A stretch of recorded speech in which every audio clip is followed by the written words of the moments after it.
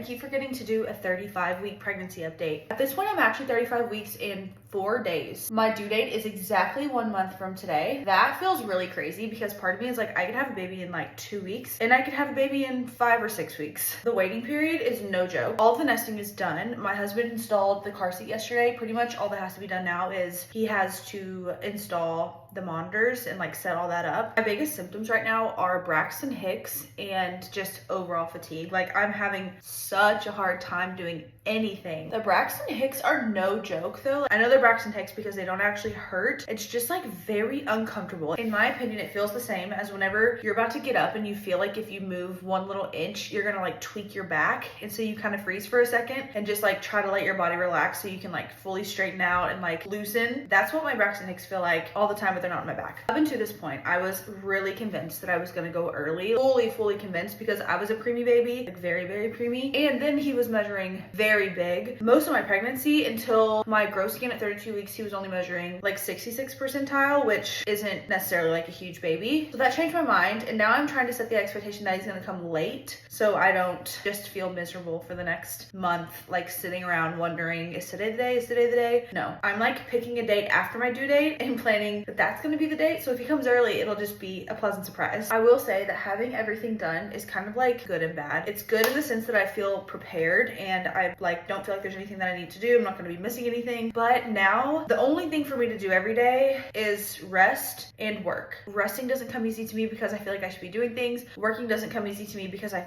am just tired and I have no motivation. So what is there for me to do? So my next appointment is my 36 week and that is next week. And then after that, I go every week, I think, for my appointments. As I'm editing this video, there's one more part that I forgot to include. I started feeling the baby move at like 18 weeks. Up until this point, it has been like my favorite part of pregnancy is feeling him move. Starting this week, I don't like it anymore. There's no more room. Every movement feels so personal and aggressive and so deeply overstimulating. Like every time I eat, he starts moving and I get so overstimulated. It makes me want to cry. It's uncomfortable. It's distracting. I can't sleep. And I'm going to feel him moving like this for the next like 4 weeks. I'm just waiting for him to drop a little bit so his movements don't crush my lungs anymore. We'll see. Anyway, I had to include that. All right, I think that's all I've got for the 35-week update. It's really uneventful at this point. Maybe at 36, I'll actually have something to talk about because I will have had an appointment and I get to do a lot more like labor prep stuff.